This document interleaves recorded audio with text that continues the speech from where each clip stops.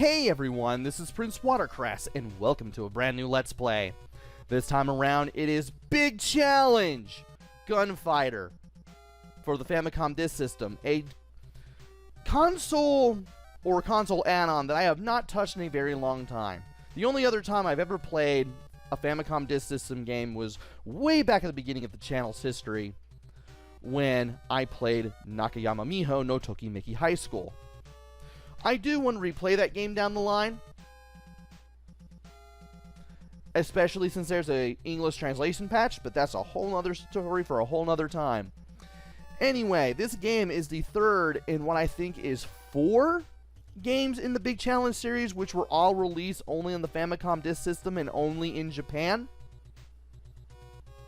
This looks like something that could fit on a cartridge, and probably could, but this was during the time when, or around the time when Nintendo was heavily pushing the disc system as an alternative to cartridges because they felt that discs were cheaper and better when they weren't, because the discs were not very reliable and they were slower. And it eventually became known that you could store more in a cartridge than you could on a Game Boy than you could on a disc once, I believe, Ghosts and Goblins came out on the NES, so that was a thing. And while it has, while the FDS, the Famicom Disc System, does have an FM sound channel, this game does not use it, neither did the Nakayama Miho game. And not surprisingly, this thing was obsoleted by the end of the 1980s, mostly due to the fact that, well, cartridge technology was getting better and cheaper, and stores didn't want to waste space on the disc fax kiosks. I cannot say that at 30 miles per hour, apparently. Store owners didn't want to waste space with the disc fax kiosks, and they wanted to use that space to sell other things with. Plus, the discs were easy to pirate too. That was a thing. And also, pretty much the main reason why the West never got a disc system either. So anyway, this is a side-scrolling game where you jump around and take out enemies with your guns and other weapons that you get in the meantime. And it's pretty simple. While the game is in Japanese, you do not need to know Japanese to enjoy it, aside from a few things, which I will explain as we go. You can either play a 1-player game or a 2-player alternating game. I'm just going to stick to 1-player, and as soon as you start, the game tells you to turn the disc to side B. Once it tells you to do this, which is doing right here, you switch to side B, and then the game begins. Yeah, you have to put it on side A to load and then side B to play. And you can move around with left or right, which lets us talk to this guy. Now this guy, in the background, who blends in quite marvelously, by the way, though you can still see him, he will give you 10 bullets for $50 if you ever encounter him again. So left and right lets you move, down lets you duck, A lets you jump, and B lets you attack. At the bottom, you have your health, and below that, you have your current amount of money and your current amount of bullets. At the center is your amount of lives. You lose all 3, the game is over. And at the bottom right, you have your current ammo. You have actually, you don't have unlimited ammo for the bullets, because the bullets that you have are underneath your health bar. But there is a number down there at the lower right. That number is the amount of enemies you have to shoot down before you can face the boss.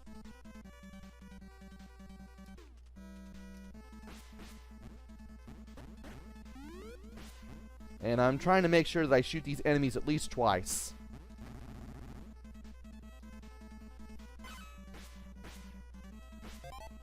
And down plus A acts as the pause feature, but also lets you select weapons. And can I shoot this guy comfortably? Yes, I can. So there are crates around here, but the one that has a little tear at the top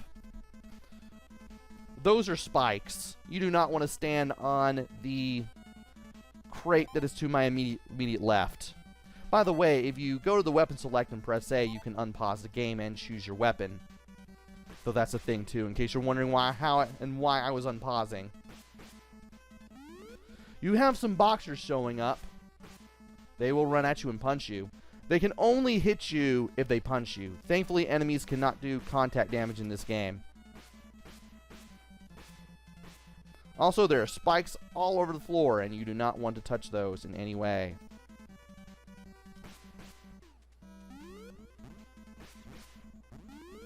Enemies usually take 2 shots to kill. You can destroy the barrels in 1.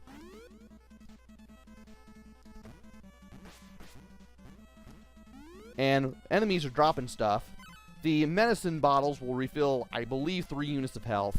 The bullets give you 10 shots. And the money bags give you $10, which you can use to spend on stuff.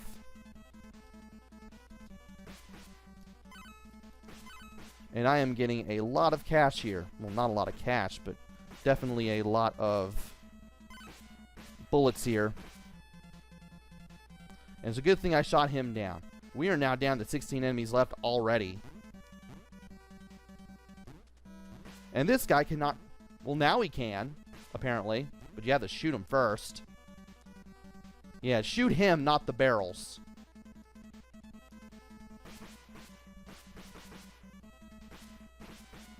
And why couldn't I duck? Let's get some health, too.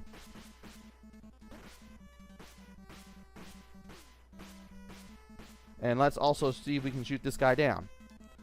Now, if you just tap the button,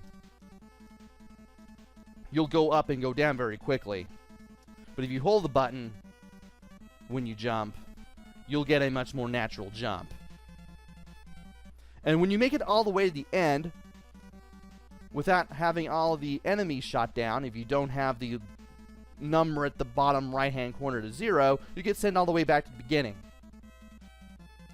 You can talk to this guy again, and he will give you 10 bullets for $50. But we don't have enough money. We didn't really luck out as far as getting money was concerned.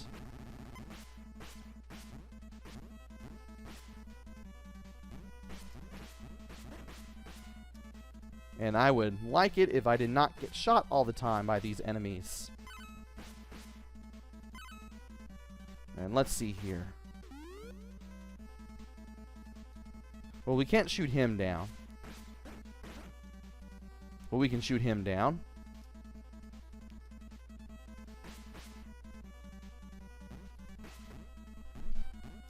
Alright. And that should be the last of the enemies.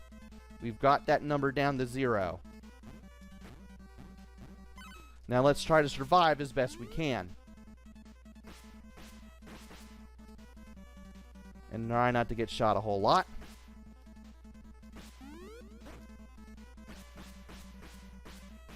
What am I doing? Well, there's some money, though I won't be able to go back now because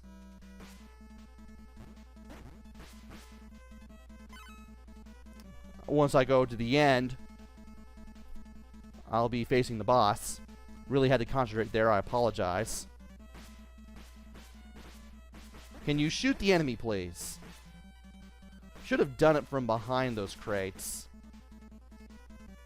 And wow, I am not doing so good.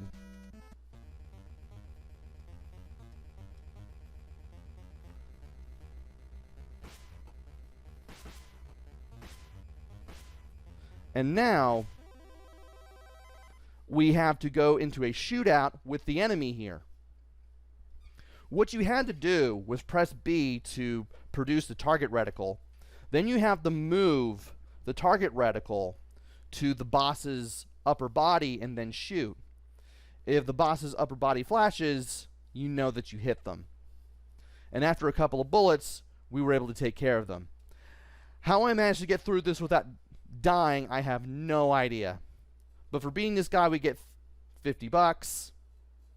and we can move on to the next area. And apparently, I do not get my health back when I start a new stage. But at least I'm alive. Hopefully enemies will drop health for me when I play the next stage in the next video. Also, we have a new weapon, the knife, and we'll be using it in the next video too. So, join me next time where we take on the second level of Big Challenge Gunfighter. Until then, this is PrinceWatercress. Take care, stay safe, and thanks for watching!